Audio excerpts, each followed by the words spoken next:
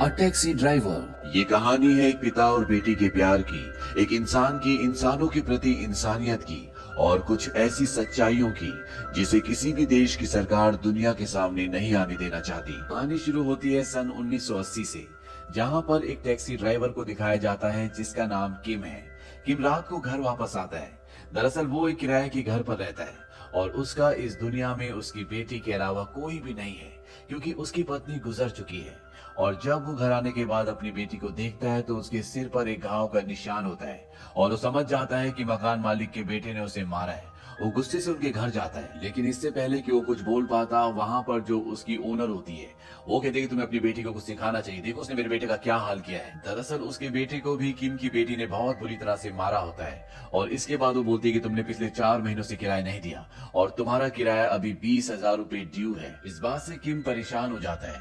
वो उन्हें सॉरी कहता और वापस अपने कमरे में आ जाता है, लेकिन वो अपनी बेटी को अपनी परेशानी नहीं दिखाता क्योंकि वो उससे बहुत प्यार करता है। और जब उसकी बेटी सो जाती है तो वो रेडियो पर सुनता है कि साउथ कोरिया में मार्शल लॉ लग चुका है। दरअसल साउथ कोरिया में आजकल दंगे चल रहे होते हैं, इसीलिए यहाँ पर मार्शल लॉ लगा दिया गया है। मार्शल लॉ का मतलब ये होता है कि पूरे देश को अब पुलिस या पॉलिटिशियन नहीं बल्कि आर्मी कंट्रोल करेगी और ऐसे माहौल में लोग बहुत कम घर से बाहर निकलते हैं क्योंकि किसी की भी जान को खतरा हो सकता है। और किम इस बात से परेशान हो जाता है क्योंकि वो जानता है कि कल से उसकी आमदनी और भी कम हो जाएगी। अब अगले दिन किम जब एक रेस्टोरेंट में खाना खा रहा होता है, तभी वो दूसरे टेबल पर बैठे कुछ टैक्सी ड्राइवर्स की बातें सुनता है। उनमें एक टैक्सी ड्राइवर बहुत खुश होता है। वो कहता है कि आज मुझे खास सवारी मिली है जिसे मुझे गोंगजू शहर ले जाकर वापस लाना है और बदले में मुझे 20,000 रुपए मिलेंगे। उसके दोस्त पूछते हैं कि कौन है। वो बताता है कि एक फॉरेनर है।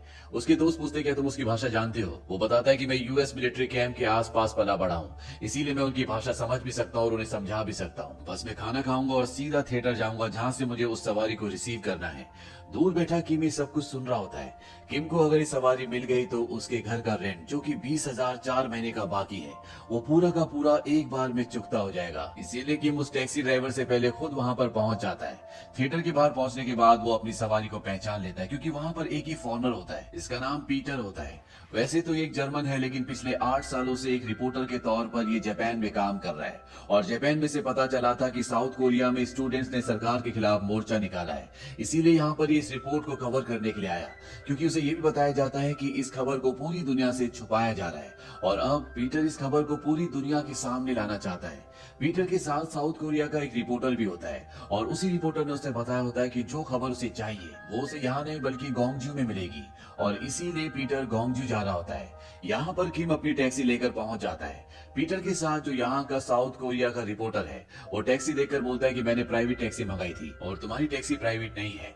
किम उन्हें झूठ बोल देता है कि प्राइवेट टैक्सी सारी बिजी थी इसीलिए मुझे भेजा गया है। पीटर अपने दोस्त साउथ कोरिया के रिपोर्टर से पूछता है क्या ये समझ पाएगा जो मैं कहूंगा, क्योंकि उसे साउथ कोरियन नहीं आती, वो सिर्फ इंग्लिश बोल सकता है। उसका दोस्त कहता है कि हाँ मैंने टैक्सी कंपनी को सब कुछ बता दिया था और वो किम से पूछता है क्या तुम्हें इंग्लिश बोलनी आती है। किम वहां पर टूटी फूटी इंग्लिश बोलता है और वो अपने साथ पीटर को टैक्सी में बिठाकर वहां से निकल जाता है और अगले पल यहाँ पर वो टैक्सी वाला आता है जिसे सच में बुक किया गया था, पर अब बहुत देर हो चुकी है क्योंकि किम पैसेंजर को लेकर उड़ चुका है। किम रास्ते में पीटर को बताता है कि वो पहले सऊदी अरब में टैक्सी चलाता था और वहां से पैसे कमाकर वो यहाँ आया और उसने टैक्सी खरीदी। पीटर भी इंग्लिश में उससे बात करता है लेकिन किम को कुछ भी समझ नहीं आता। किम कहता है कि अगर आपको मुझसे बात करनी तो आपको धीरे धीरे बोलना पड़ेगा और पीटर समझ जाता है कि इसे इंग्लिश बहुत कम आती है। ये दोनों के दोनों गोंगजू के बॉर्डर पर पहुंच जाते हैं जहां पर बैरियर्स लगे होते हैं और लिखा होता है क्लोज्ड, यानी कि यहाँ से आगे जाना मना है। पीटर अपने बैग से कैमरा निकालकर ये सब रिकॉर्ड करना शुरू कर देता है। किम को नहीं पता कि वो रिपोर्टर है। पीटर किम को कहता है कि आगे चलते रहो, रुको मत, और किम अपनी टैक्सी को बैरियर क्रॉस करके आगे निकल जाता है। लेकिन कुछ ही दूर जाने के बाद वो देखते हैं कि वहां पर आर्मी की एक टुकड़ी होती है। पीटर उसे इंग्लिश में बोलता है कि मत बताना कि मैं रिपोर्टर हूँ, लेकिन उसे कुछ भी समझ नहीं आता कि पीटर ने क्या बोला है। आर्मी का एक सिपाही किम के पास आता है। वो कहता है तुमने रास्ते में बैरियर्स नहीं देखे, तुम यहाँ तक कैसे पहुंच गए। किम कहता है कि मेरे पास एक पैसेंजर है, इसे गोंगजू जाना है। आर्मी का सिपाही कहता है क्या तुम मरना चाहते हो, तुम्हें यहीं से वापस लौटना होगा। और किम अपनी टैक्सी को वहां से वापस घुमा लेता है और जब वो कुछ दूर पहुंचते तो पीटर उससे पूछता है क्या रास्ता भी गोंगजू जाता है। किम कहता है कि हम गोंगजू नहीं जा सकते क्योंकि आर्मी ने रास्ता बंद किया हुआ है, हम वापस सियोल जा रहे हैं जहाँ से हम आए थे। पीटर उसे कहता है कि अगर तुम गोंगजू मुझे नहीं ले गए तो मैं तुम्हें एक भी पैसा नहीं दूंगा। किम पीटर से पूछता है कि तुम्हारे पास ये कैमरा कैसा है, तुम गोंगजू क्यों जाना चाहते हो? पीटर इस बात से इरिटेट हो जाता है। वो कहता है तुम सिर्फ मुझे गोंगजू पहुंचा दो, what I am doing there it's none of your business. और इस पूरी लाइन में किम को सिर्फ एक ही वर्ड समझ आता है और वो होता है बिजनेस। वो कहता है क्या तुम बिजनेसमैन हो? पीटर को इस बात पर हंसी आती है। वो कहता है हाँ मैं बिजनेसमैन हूँ। और अब किम यहाँ से थोड़ा सा आगे जाकर एक किसान से पूछता है कि मुझे गोंगजू जाना है, क्या गोंगजू जाने का कोई दूसरा रास्ता है? वो किसान बताता है कि हाँ पहाड़ों से एक कच्चा रास्ता गोंगजू जाता है, तुम वहां से जा सकते हो। और किम पीटर को उसी रास्ते से लेकर गोंगजू की तरफ बढ़ जाता है, लेकिन उसकी किस्मत एक बार फिर उसका साथ नहीं देती। कुछ ही दूर जाने के बाद वहां पर एक और चेक पोस्ट होती है जहां पर आर्मी खड़ी होती है। किम अपने मन ही मन में कहता है कि शायद ये लोग मुझे पैसे नहीं कमाने देंगे। वो टैक्सी से उतरकर आर्मी ऑफिसर से बात करता है। वो कहता है मेरे साथ एक अमेरिकन बिजनेसमैन है जिसे मैं अभी एयरपोर्ट से लेकर आ रहा हूँ। ये एयरपोर्ट से अपने देश वापस जा रहा था, लेकिन ये अपने कुछ डॉक्यूमेंट्स गोंगजू शहर में भूल गया और अगर इसे वो डॉक्यूमेंट्स नहीं मिले तो ये कभी भी अमेरिका नहीं जा सकेगा और हमें इसे वापस इसके देश भेजना होगा, इसलिए मुझे गोंगजू जाना बहुत जरूरी है। वो आर्मी ऑफिसर कंफ्यूज हो जाता है पर वो फाइनली इन्हें आगे जाने की परमिशन दे देता है और साथ ही साथ इन्हें ये भी बताता है कि वहां पर दंगे चल रहे हैं, तुम्हें जल्द से जल्द वापस आना होगा। किम ये सुनकर हैरान होता है, लेकिन फिलहाल वो यहाँ से आगे बढ़ जाता है और कुछ ही दूर जाने के बाद वो टैक्सी रोककर पीटर से कहता है कि अब तुम्हें पैसे देने होंगे, नहीं तो मैं यहाँ से आगे नहीं बढ़ूंगा। पीटर उसे आधे पैसे देता है और कहता है कि आधे पैसे वापस जाने के बाद, यानी कि जब तुम वापस मुझे सियोल छोड़ दोगे। किम को भी उसकी बात माननी पड़ती है और ये दोनों के दोनों अब गोंगजू शहर में पहुंच चुके हैं जहां पर चारों तरफ सन्नाटा है। और तभी एक ट्रक इनकी गाड़ी के आगे रुकता है जिसमें बहुत सारे कॉलेज स्टूडेंट्स होते हैं जो प्रोटेस्ट कर रहे होते हैं। पीटर इन्हें देखकर अपना कैमरा निकालता और इन्हें शूट करना शुरू कर देता है और किम को यहाँ पर समझ में आ जाता है कि ये बिजनेसमैन नहीं बल्कि एक रिपोर्टर है। कॉलेज स्टूडेंट को पता चलता है कि एक रिपोर्टर है तो खुश हो जाते हैं। दरअसल ये भी चाहते हैं कि जो कुछ भी यहाँ पर चल रहा है उसके बारे में दुनिया को पता चल सके। यहाँ पर एक लड़का होता है जिसका नाम ब्रूस होता है, जिसे इंग्लिश आती है और वो पीटर से बात करना शुरू करता है। ब्रूस पीटर को बताता है कि हम हॉस्पिटल जा रहे हैं जहाँ पर जख्मी है। पीटर कहता है कि मैं तुम्हारे साथ चल सकता हूँ? वो कहता है कि हाँ और पीटर भी उनके साथ उनके ट्रक में चढ़ जाता है। किम भी अपनी कार से उनके पीछे जा रहा होता है, लेकिन जैसे उसे मौका मिलता है वो वहां से निकल जाता है क्योंकि वो इन सब लफड़ों में नहीं पड़ना चाहता। वो वापस घर जाना चाहता है, लेकिन इससे पहले कि वो शहर से बाहर निकलता उसे एक लाचार बूढ़ी औरत दिखती है जो हॉस्पिटल जाना चाहती है क्योंकि उसका बेटा कल रात से गायब है और इसीलिए किम को उसे हॉस्पिटल लेकर जाना पड़ता है। और जिस हॉस्पिटल में वो जाता है पीटर और वो सारे स्टूडेंट्स भी वहीं पर होते हैं। दरअसल वो सब उसी को ढूंढ रहे थे क्योंकि पीटर का एक बैग उसकी गाड़ी के पीछे अभी भी था जिसके बारे में किम को कुछ भी नहीं पता था और वो सोचते कि किम उस बैग को लेकर जा रहा था। किम पीटर को अपनी टैक्सी तक ले जाता और उसका बैग उसे वापस कर देता है। पीटर भी उसका बाकी बचा हुआ फेयर जो कि 10,000 और होता है वो उसे दे देता है। ये देखकर वहाँ पर सारे स्टूडेंट्स हैरान हो जाते हैं क्योंकि गोंगजू तक आने के ये पैसे बहुत ज्यादा होते हैं। उन्हीं में से एक स्टूडेंट उसके हाथ से पैसे छीनकर पीटर को वापस दे देता है और अब वो उसकी लाइसेंस प्लेट भी निकाल रहे होते हैं। किम इस बात से गुस्सा हो जाता है और जो 10,000 उसने पहले उससे लिए थे वो पीटर को वापस कर देता और कहता है कि जब मैं तुम्हें वापस छोड़ दूं तब तुम मुझे पैसे दे देना। और अब ये दोनों यहाँ से निकल जाते हैं, लेकिन इनके साथ अब ब्रूस भी होता है क्योंकि ब्रूस को इंग्लिश आती है। पीटर ने उससे अपने साथ चलने के लिए कहा था ताकि वो टैक्सी ड्राइवर यानी कि किम और उसके बीच में एक ब्रिज का यानी कि ट्रांसलेटर का काम कर सके। और जब ये वापस जा रहे होते हैं तब ये देखते हैं कि शहर में एक जगह बहुत सारे लोग इकट्ठा हुए होते हैं, ये सब के सब प्रोटेस्ट कर रहे होते हैं। और जब ब्रूस सबको बताता है कि मेरे साथ एक फॉरेनर रिपोर्टर है जो हमारी बात को दुनिया तक पहुंचाना चाहता है तो सब के सब बहुत खुश होते हैं, सब उसके लिए तालियां बजाते हैं। पीटर इन सबको एक साथ शूट करना चाहता है, इसीलिए वो पास की एक बिल्डिंग की छत पर जाता है जहां पर पहले से यहीं का एक लोकल रिपोर्टर होता है। और जब ये दोनों के दोनों ऊपर से शूट कर रहे होते हैं तभी यहाँ पर आर्मी आ जाती है और वो अंधाधुंध मासूम लोगों के ऊपर गोलियां चलाना शुरू कर देती है। और ये देखकर किम पूरी तरह से हैरान हो जाता है। दरअसल न्यूज में जो भी खबरें दिखाई जा रही थी वो सब झूठ थी। न्यूज में ये बताया जा रहा होता है कि कॉलेज के स्टूडेंट्स बिना बात के प्रोटेस्ट कर रहे हैं, सरकार उन्हें मना भी कर रही है लेकिन वो मान नहीं रही। लेकिन यहाँ पर हकीकत कुछ और ही होती है और पीटर और जो लोकल रिपोर्टर होते हैं वो नीचे जाकर शूट करना चाहते हैं। हालांकि किम उन्हें मना भी करता है लेकिन वो नीचे चले जाते हैं। किम को भी नीचे जाना पड़ता है। पीटर जब वहाँ पर सबको शूट कर रहा होता है तभी वहाँ पर एक आर्मी ऑफिसर उसे देख लेता है, लेकिन इससे पहले कि ये इन सबको पकड़ दे सब के सब टैक्सी में बैठकर यहाँ से निकल जाते हैं। किम और पीटर अब वापस जाना चाहते हैं, इसीलिए ब्रूस टैक्सी से उतर जाता है और जैसी टैक्सी थोड़ा सा आगे बढ़ाते हैं टैक्सी खराब हो जाती है। तभी यहाँ पर एक लोकल टैक्सी आती है और ये टैक्सी वाला इन्हें अपने साथ ले जाता है और वो किम को बताता है कि तुम्हारी टैक्सी ठीक होने में अभी 2 घंटे लगेंगे, 2 घंटे तक तुम्हें इंतजार करना पड़ेगा।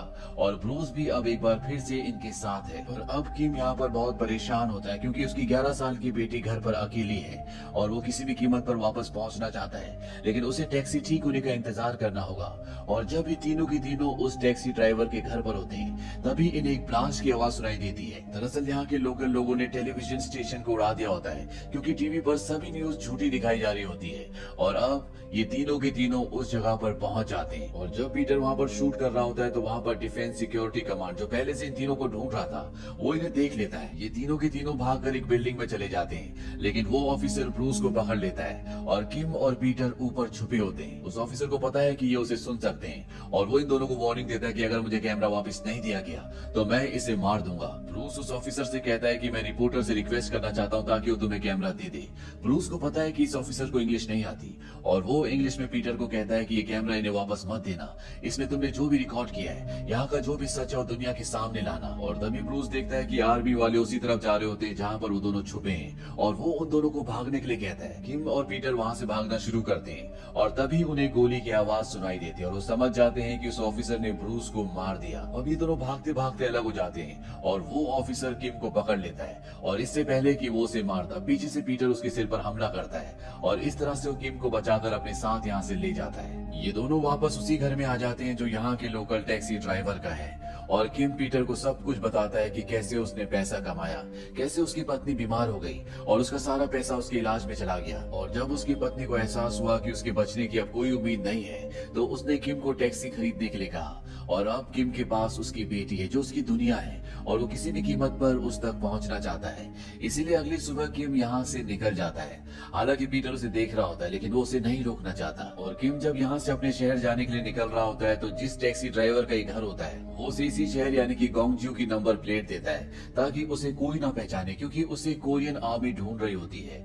और अब वो अपने शहर के लिए निकल जाता है, लेकिन जब वो कुछ ही दूर पहुंचा होता है तो उसे एहसास होता है कि उसे पीटर को छोड़कर नहीं आना चाहिए था और वो अपनी टैक्सी वापस घुमा लेता है। पर जब वो घर पहुंचता है तो वो देखता है कि पीटर वहां पर नहीं होता। उसे बताया जाता है कि वो हॉस्पिटल में है और किम भी हॉस्पिटल पहुंच जाता है। और जब वो हॉस्पिटल में लोगों की हालत देखता है तो उसे एहसास ही नहीं होता, क्योंकि उन्हीं की देश की आर्मी उन्हीं के लोगों को मार रही होती है। और यहाँ पर पीटर भी पूरी तरह से सदमे में होता है, क्योंकि उसे भी यहाँ पर एहसास हो रहा होता है कि इंसानियत इस दुनिया से खत्म हो चुकी है। किम पीटर को कहता है कि तुम्हें वो काम करना होगा जिसके लिए तुम यहाँ पर आए थे, तुम्हें पूरी दुनिया को बताना होगा कि यहाँ पर क्या चल रहा है। और ये दोनों हॉस्पिटल से निकल जाते हैं, लेकिन बाहर अभी भी खून खराबा चल रहा होता है। आर्मी वाले आम लोगों को बेरहमी से मार रहे होते हैं। सड़क पर बहुत सारे लोग जख्मी पड़े होते हैं और जो भी उन्हें लेने जा रहा होता है आर्मी वाले उसे गोली मार रहे होते हैं। इसीलिए किम और उसके साथ के जितने भी टैक्सी वाले होते हैं, जो यहाँ के लोकल टैक्सी वाले हैं, वो अपनी टैक्सी से वहां पर एक बैरियर बना देते हैं ताकि जख्मी लोगों को उठा सके। लेकिन आर्मी वाले लगातार उस तरफ गोलियां चला रहे होते हैं, इसलिए ये भी वहां पर फंस जाते हैं। और तभी दो आदमी वहां पर बड़े बड़े ट्रक लेकर आते हैं और इससे इन्हें यहाँ से निकलने का मौका मिल जाता है। पीटर भी किम के पास आ जाता है और ये दोनों टैक्सी में बैठकर यहाँ से निकल जाते हैं। पर शहर से निकलने के लिए इन्हें चेक पोस्ट क्रॉस करना होगा और जब इस चेक पोस्ट पर पहुंचते तो इन्हें आर्मी वाले रोक लेते हैं। और जब एक जवान इनकी गाड़ी की डिक्की चेक करता है तो वो देखता है कि वहाँ पर सियोल की नंबर प्लेट होती है, लेकिन वो कुछ नहीं कहता और वो इन्हें जाने की परमिशन दे देता है। दरअसल इन्हें खास ऑर्डर होते हैं कि सियोल की किसी भी गाड़ी को यहाँ से क्रॉस ना करने दिया जाए। और वो आर्मी मैन जानता है कि यहाँ पर जो कुछ चल रहा है वो गलत है। अब इससे पहले कि यहाँ से टैक्सी लेकर निकलते आर्मी वालों को रेडियो पर मैसेज आता है कि किसी भी फॉरेनर को बॉर्डर क्रॉस ना करने दिया जाए। पर इससे पहले कि ये इन्हें रोक दे, किम टैक्सी लेकर यहाँ से निकल जाता है और इसके बाद बहुत सारी आर्मी की गाड़ियां इनका पीछा करना शुरू कर देती है। वो इन्हें मारना चाहती है, पर वहाँ पर बहुत सारे लोकल टैक्सी ड्राइवर्स आ जाते हैं जो इन सब की रक्षा करते हैं। वो आर्मी की गाड़ियों को रोक लेते हैं और किम और पीटर यहाँ से दोनों के दोनों सियोल के लिए निकल जाते हैं। कुछ ही घंटों बाद ये एयरपोर्ट के बाहर पहुंच जाते हैं, जहाँ पर ये दोनों के दोनों इनके पास जितने भी रिकॉर्डेड फुटेज होती है उन सारी रील्स को एक कुकीज के डिब्बे के अंदर छुपा देते हैं। और इसके बाद पीटर किम को उसका नाम और नंबर एक पेपर पर लिखने के लिए कहता है। वो कहता है कि मैं यहाँ से सीधा जापान जाऊंगा और एक बार जब यहाँ का सारा सच न्यूज चैनल्स पर टेलीकास्ट हो जाएगा तो मैं वापस तुमसे मिलने के लिए आऊंगा। मुझे तुम्हारी टैक्सी की मरम्मत भी करवानी है। दरअसल उसकी टैक्सी पूरी तरह से डैमेज हो गई होती है। किम पहले तो अपना नाम और नंबर उसे पेपर पर लिख कर देने के लिए हेजिटेट होता है, लेकिन बाद में उसे लिख कर दे देता है। अब पीटर अंदर जाता है। हालांकि उसकी कल सुबह की फ्लाइट है, लेकिन वो जापान जाने वाली पहली फ्लाइट की टिकट करवा लेता है और वापस किम के पास आता है, उसे गले से लगाता है। वो कहता है कि तुम बहुत अच्छे इंसान हो और बहुत बहादुर भी, तुमने अच्छा काम किया। किम उसे कहता है कि तुमने भी अच्छा काम किया और अगली बार जब भी कोरिया आओ तो कोरियन भाषा सीख कर आना। ये बात सुनकर पीटर के चेहरे पर मुस्कुराहट आ जाती है और वो यहाँ से जापान के लिए निकल जाता है। हालांकि यहाँ की जो आर्मी होती है उन्होंने लिस्ट में उसका नाम देख लिया था कि वो कल सुबह की फ्लाइट से जापान जा रहा है, वो उसे पकड़ना चाहते थे, लेकिन उन्हें ये पता नहीं चला कि पीटर उससे पहले रात को ही फ्लाइट से निकल चुका है। वहीं किम भी अपने घर पर आ जाता है जहाँ पर उसकी बेटी उसका इंतजार कर रही होती है और वो अपनी बेटी को अपने गले से लगा लेता है। पीटर के जापान पहुंचने के बाद कोरिया के जो भी सही हालात थे वो दुनिया के सामने आ गए और दुनिया को पता चल गया कि कोरिया में जो कुछ हो रहा है वो ह्यूमन राइट्स के खिलाफ है और इंटरनेशनल प्रेशर की वजह से यहाँ की सरकार को अब मार्शल लॉ को हटाना पड़ा और यहाँ के जो भी हालात थे वो पूरी तरह से सामान्य हो गए। कुछ महीनों के बाद पीटर कोरिया वापस लौटता है और वो किम को ढूंढने की कोशिश करता है। वो उस नंबर पर कॉल भी करता है लेकिन उसने जो नाम और नंबर दिया था वो गलत था, इसीलिए वो उससे मिल नहीं पाता। पीटर को सन 2003 में 23 साल बाद कोरिया बुलाया जाता है उसके सम्मान के लिए, क्योंकि उसने कोरिया के लिए जो किया था उसे कोरिया कभी नहीं भुला सकता। और जब वो अपनी स्पीच देता है तो वो उसमें किम की बहुत तारीफ करता है। वो कहता है कि अगर किम नहीं होता तो मैं काम कभी भी नहीं कर पाता। वो एक बहुत बहादुर था और मेरा एक अच्छा दोस्त था, मैं उसे कभी नहीं भूल सकता और उसे आज भी मिस करता हूँ। काश कि मैं कभी उससे मिल पाता।